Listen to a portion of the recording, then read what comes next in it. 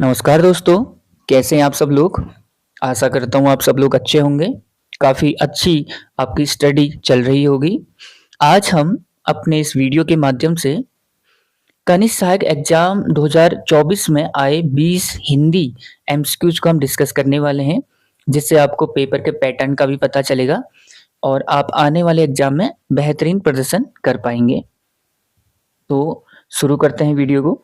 आज का पहला प्रश्न है, राजभाषा नियम 1976 में हिंदी के संबंध में महत्वपूर्ण निर्णय लिए गए थे, उसमें से मुख्य कौन-सा निर्णय था?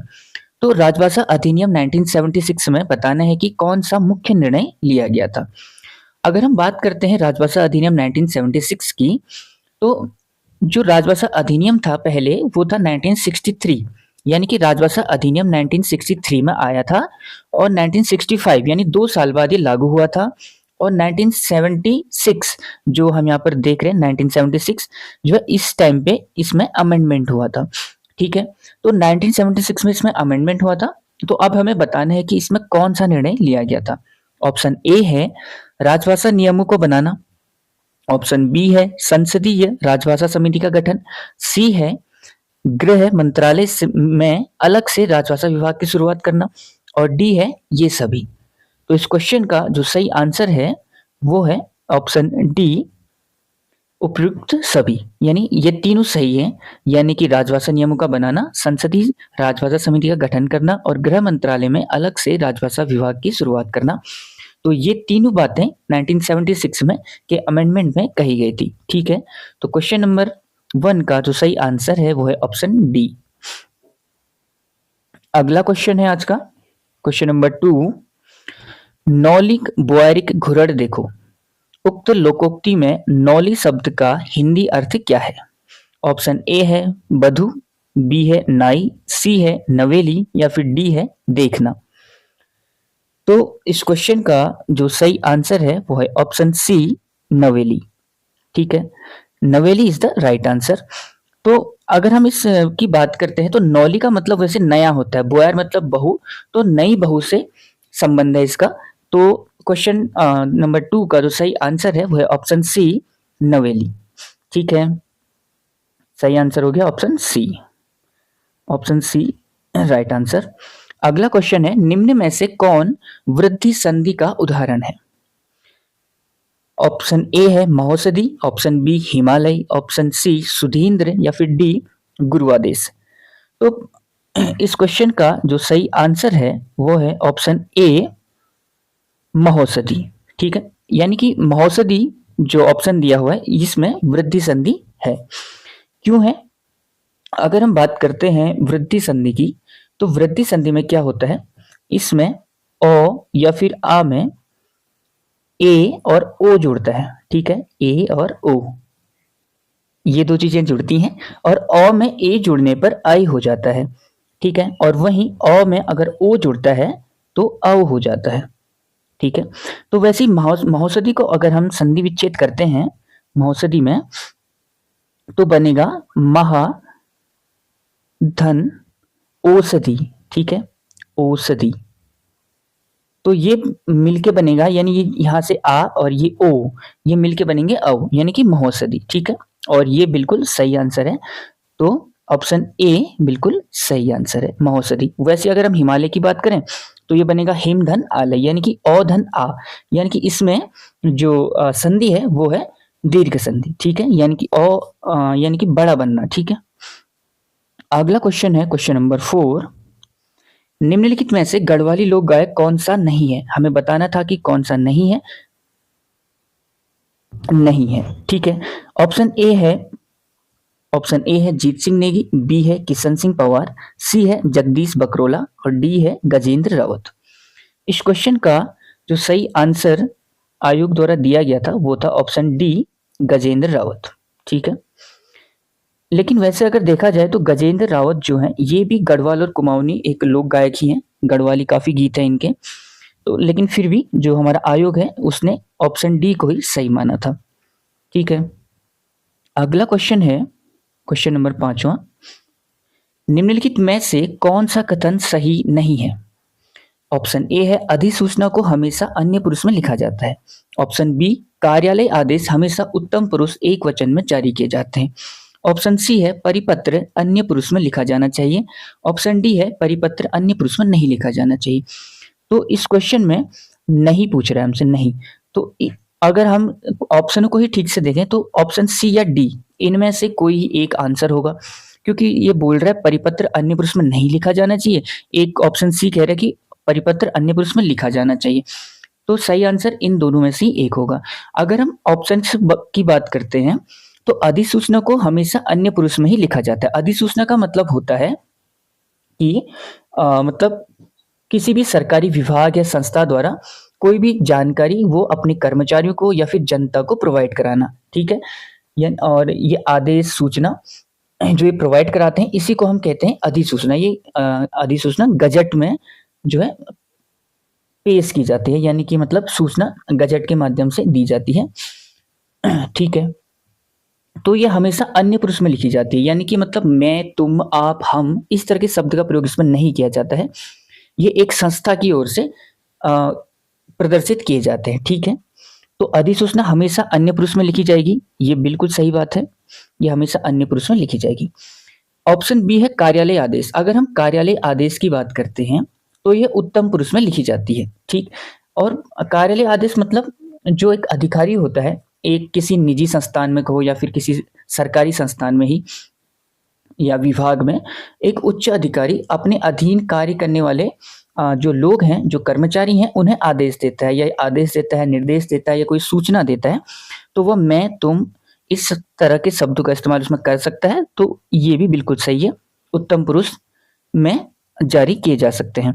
और सी जो ऑप्शन है परिपत्र एक अन्य पुरुष में लिखा जाना चाहिए।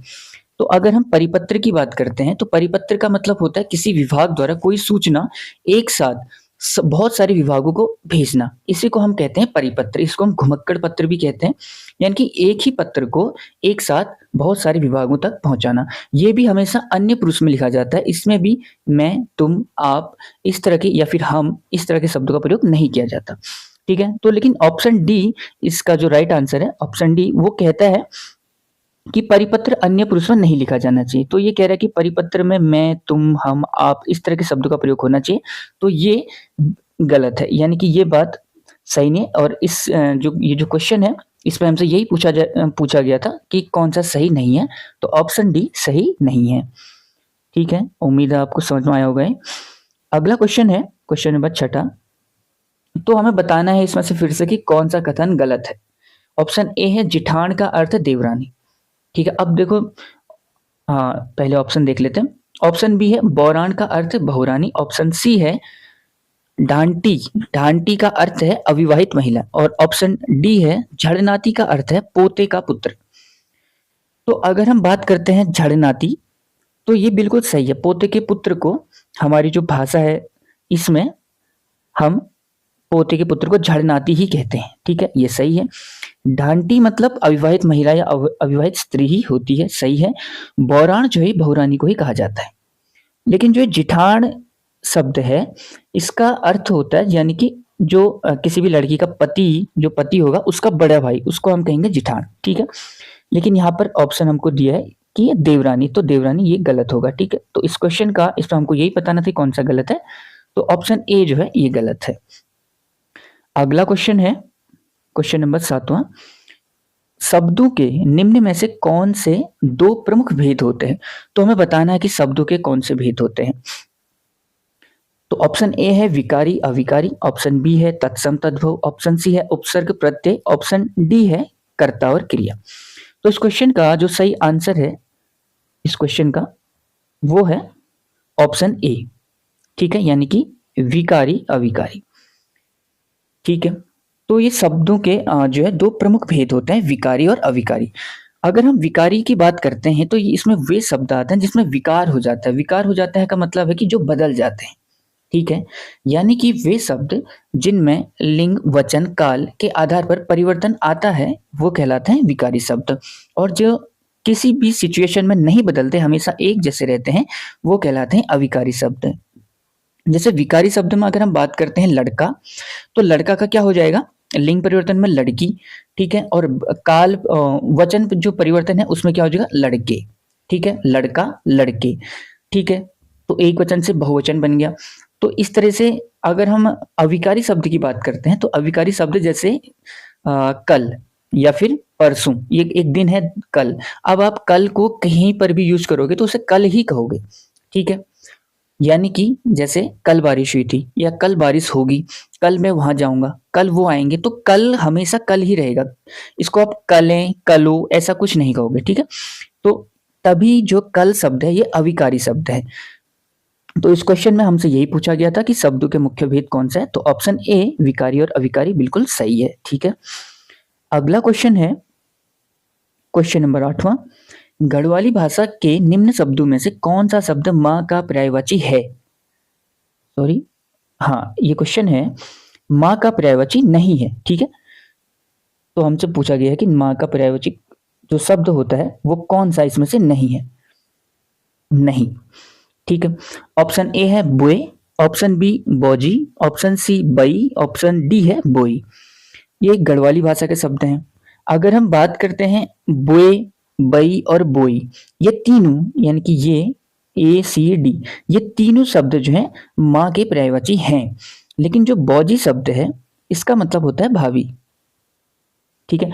तो भाभी को हम ये कहते हैं, यानी कि इस क्वेश्चन का जो सही आंसर है वो है ऑप्शन बी, ठीक है। ऑप्शन बी बिल्कुल सही जवाब है, ठीक है। तो माँ का पर्यायवाची शब्द नहीं है भौजी, क्योंकि ये जो भौजी है ये कहते हैं हम भाभी को, ठीक है।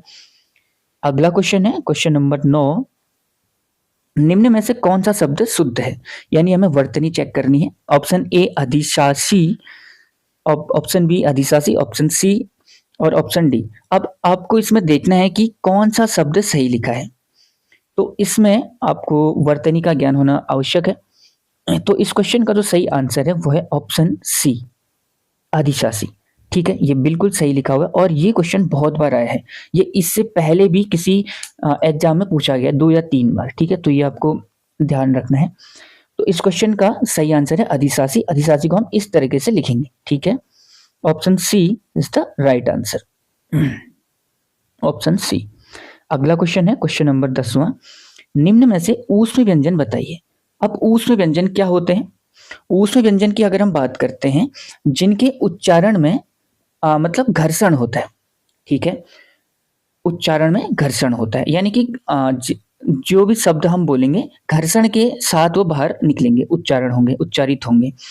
तो हमें बताना है कि उसमें व्यंजन कौन है। ऑप्शन ए है तालव्य स्व, मूर्धन्य स्व, दंती स्व और ह। ऑप्शन बी है य र ल व। ऑप्शन सी है श त्र ज्ञ और स्र। ऑप्शन डी है क ख ग और घ। तो इस क्वेश्चन का जो सही आंसर है वो है ऑप्शन ए, ठीक है।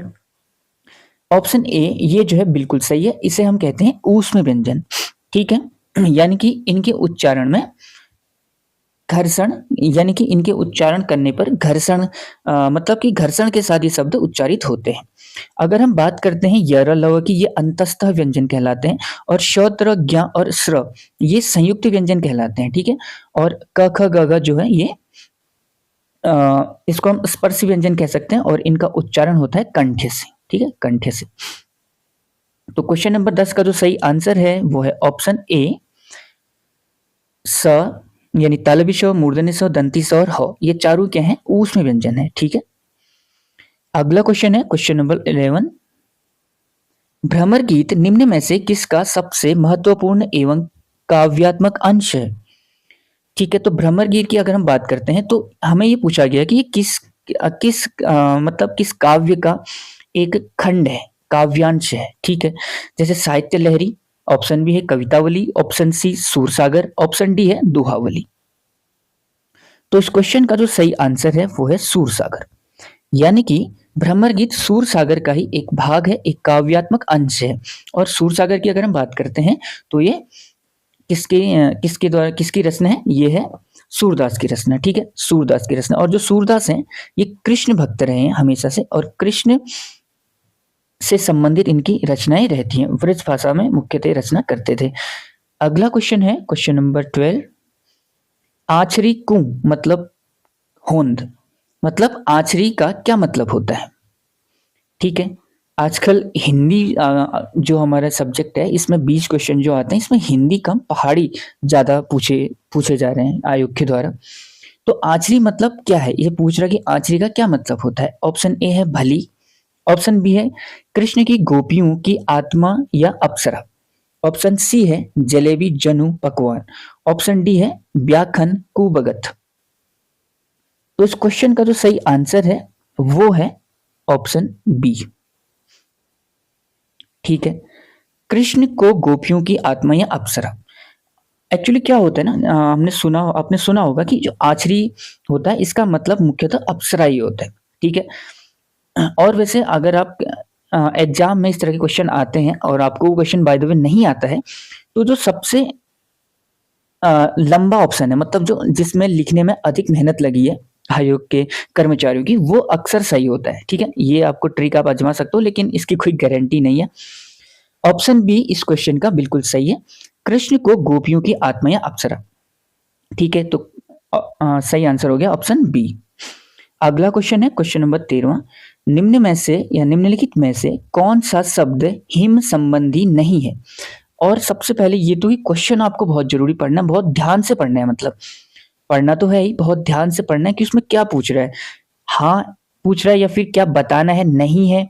जैसे इसमें नहीं पूछ रहा है, ये नहीं वाले में बहुत कंफ्यूजन होता है। अक्सर हम लोग क्या करते हैं कि क्या है में टिक करते हैं, जैसे कि अगर हिम संबंधी है हम देखते हिमाल है, हम ऑप्शन ए टिक करते, बाद में हम क्वेश्चन पढ़ते तो वो गलत हो जाता। तो हमें ये बहुत जरूरी ध्यान रखना होता है। तो इस क्वेश्चन की अगर हम बात करते हैं कि हिम हिम संबंधी शब्द नहीं है, ऑप्शन ए है हिमाल, ऑप्शन बी है hue, option C hall, option D है ह्यूमुन। तो इस क्वेश्चन का जो सही आंसर है वो है हॉल। हिमाल की अगर हम बात करते हैं तो ये हिम से संबंधित है, हिमाल। ह्यू पहाड़ी शब्द, हिम को हम पहाड़ी में ह्यू कह देते हैं। ह्यूमुन का मतलब भी ह्यू का बना हुआ कोई चीज, उसे हम ह्यूमुन कहते हैं। हॉल जो शब्द है ये कोहरा, ठीक है, पहाड़ों में सर्दियों में जो कोहरा कोहरा लगता है उसी को हम कहते हैं हॉल। तो ये हिम से एकदम अलग है। ठीक है, तो इस क्वेश्चन का सही आंसर है ऑप्शन सी हॉल। अगला क्वेश्चन है क्वेश्चन नंबर 14, कबीर और गांधी की विधा क्या है। ऑप्शन ए है खंड काव्य, ऑप्शन बी कहानी, ऑप्शन सी आत्मकथा, ऑप्शन डी है निबंध। तो इस क्वेश्चन का जो सही आंसर है वो है ऑप्शन डी निबंध। मतलब ये जो कबीर और गांधी विधा है इसमें ना तो कोई खंड काव्य है ना ही ये किसी की आत्मकथा है। इसमें बस समाज को एक मतलब बात बताई गई है, जैसे सत्य, अहिंसा, जीवन, समाज, इन सब की बातें बताई जाती हैं। ठीक है, तो ये कि निबंध के रूप में इसको बताया जाता है। तो क्वेश्चन नंबर 14 का सही आंसर है ऑप्शन डी निबंध। Option D is the right answer. अगला क्वेश्चन है क्वेश्चन नंबर 15, कीबोर्ड और माउस निम्न में से क्या है। अब देखो मतलब कंप्यूटर से संबंधित क्वेश्चन भी हिंदी में पूछे जा रहे हैं। तो कीबोर्ड और माउस निम्न में से क्या है। ऑप्शन ए है आउटपुट इकाई है, ऑप्शन बी इनपुट इकाई, ऑप्शन सी मेमोरी इकाई, ऑप्शन डी है कंट्रोल यूनिट कंट्रोल इकाई। तो इस क्वेश्चन का जो सही आंसर है वो है ऑप्शन बी। ठीक है, यानी कि इनपुट इकाई। तो कीबोर्ड क्या होता है, इनपुट होता है। कीबोर्ड हो या फिर माउस हो, ये दोनों क्या होते हैं, इनपुट होते हैं। अगर हम बात करते हैं जैसे स्कैनर, स्कैनर भी क्या होता है, इनपुट होता है। प्रिंटर और स्पीकर ये जो होते हैं ये आउटपुट होते हैं। प्रिंटर ये आउटपुट देता है हमें और स्पीकर भी एक आउटपुट डिवाइस है। ठीक है, तो क्वेश्चन नंबर 15 का सही आंसर हो गया ऑप्शन बी इनपुट। कीबोर्ड और माउस इनपुट डिवाइस होते हैं। अगला क्वेश्चन है क्वेश्चन नंबर 16, जत के कंकड़ उत के संकर, इस लोकोक्ति का सही अर्थ बताना है। जत के कंकड़ उत के संकर। ऑप्शन ए है शुभ संकेत होना, ऑप्शन बी है कंकणों को संकर मानना, ऑप्शन सी है परिणाम पर विश्वास करना, या फिर ऑप्शन डी विश्वास सर्वोपरि। तो इस क्वेश्चन का जो सही आंसर है वो है ऑप्शन डी विश्वास सर्वोपरि। मतलब जत के कंकड़ मतलब जितने पत्थर हैं उतने शंकर, शंकर मतलब भगवान शिव की बात हो रही है। तो जितने पत्थर उतने भगवान, यानी कि आप जितना विश्वास करोगे उतना ही आपको चीजें लगेंगी। अगर आप नहीं मानते कि भगवान नहीं है तो आपको किसी में भी भगवान नहीं दिखेगा, और अगर आपको लगता है कि भगवान होते हैं तो विश्वास ही सर्वोपरि है। ठीक है, मतलब कंकड़ कंकड़ में भगवान है, शंकर है, कंकड़ कंकड़ में शंकर है। तो हमें इस क्वेश्चन ये जो पूछता है लोकोक्ति में, हमें इसका एकदम अर्थ ही नहीं बताना होता है। जैसे कि ये वाला जो ऑप्शन है, ऐसा लगता है कि ये इसका सही अर्थ है, कंकड़ों को शंकर मानना। अब जत के कंकड़ उत के शंकर का मतलब तो एक्चुअल में यही हुआ कि कंकड़ों को आप एक तरह से शंकर मान रहे हो, फिर कंकड़ों के अंदर शंकर है या प्रत्येक कंकड़ में शंकर है, भगवान है, ऐसा मान रहे हैं। लेकिन हमें इसका भावार्थ मतलब ये क्या बताना चाह रहा है कि विश्वास ही सर्वोपरि है। तो इस क्वेश्चन का जो सही आंसर है ऑप्शन डी, विश्वास ही सर्वोपरि होता है। अगला क्वेश्चन है क्वेश्चन नंबर 17 की अगर हम बात करें तो निम्न में से जागर शब्द का क्या अर्थ है। ऑप्शन ए है मनोरंजन गीत है, ऑप्शन बी युद्ध गीत है, ऑप्शन सी देवी देवताओं का आह्वान कर मानव माध्यम पर अवतरित करने की एक प्रक्रिया है, ऑप्शन डी है इनमें से कोई नहीं। तो इस क्वेश्चन का आंसर मान लो किसी को पता ही नहीं है जागर क्या है, तो वो भी लगा सकता है कि भैया ऑप्शन सी। ठीक है, एग्जाम ये मतलब पेपर बनाने वाले ने बहुत मेहनत करी है इस एग्जाम्पल ये मतलब इस ऑप्शन को लिखने में। तो ये मैक्सिमम ऐसी चीजें होती हैं, ये ट्रिक भी आप इसे ट्रिक की तरह भी यूज कर सकते हो। तो जागर शब्द का सही अर्थ होता है देवी देवताओं का आह्वान कर मानव माध्यम पर अवतरित करने की प्रक्रिया। खैर इस क्वेश्चन में आपको ट्रिक लगाने की जरूरत ही नहीं होगी, अगर आप पहाड़ी हैं यानी मतलब कुमाऊनी गढ़वाली हैं तो ये तो आपको वैसे ही पता होगी। ठीक है, अगला क्वेश्चन है क्वेश्चन नंबर 18। निम्नलिखित में मौसम संबंधी कौन सा कथन असत्य है। देखो सारे क्वेश्चन ऐसे पूछे गए असत्य, कौन सा गलत है, असत्य है। ऑप्शन ए है चौमास का अर्थ है वर्षा ऋतु, जून का अर्थ है शीत ऋतु, असौच का अर्थ है अश्विन, और माघ का अर्थ है ग्रीष्म ऋतु।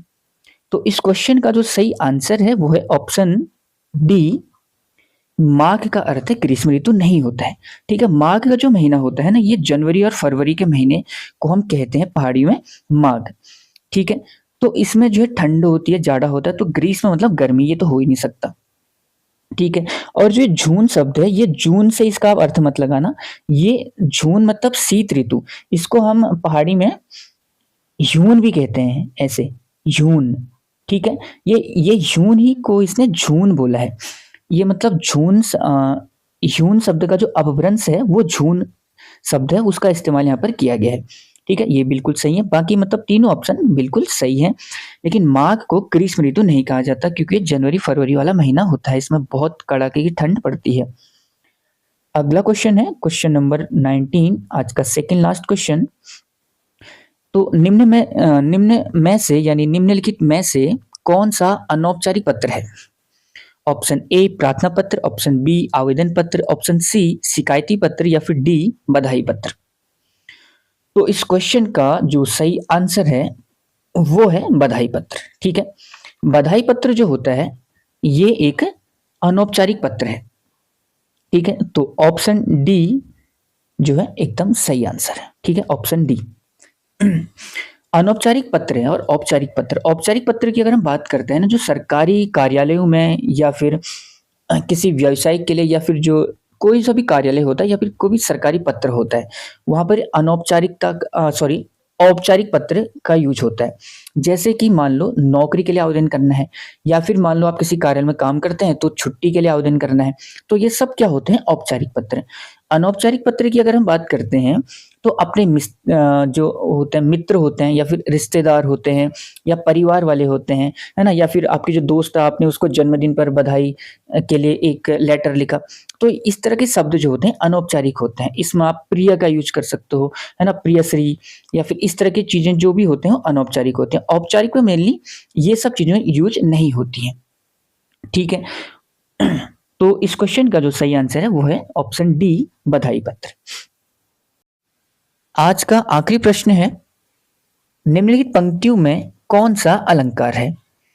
अलंकार बताना है, जो रहीम गति दीप की कुल कपूत गति सोए, बारे उजियारे करे बड़े अंधेरो होए। तो इसमें बताना है कि कौन सा अलंकार है। ऑप्शन ए उत्प्रेक्षा, ऑप्शन बी है यमक अलंकार, ऑप्शन सी है उपमा अलंकार, या फिर डी है श्लेष अलंकार। तो इस क्वेश्चन का जो सही आंसर है वो है ऑप्शन डी, श्लेष अलंकार। यानी कि श्लेष अलंकार में क्या होता है, जब एक ही शब्द दो अर्थ प्रकट करता है तो वहां पर श्लेष अलंकार होता है। अगर हम इसकी बात करते हैं इस क्वेश्चन की, तो इसमें पूछ रहा है, मतलब इसमें जो हमें दिया गया है, जो रहीम गति दीप की कुल कपूत गति सोई, बारे उजियारे करे बड़े अंधेरो होए।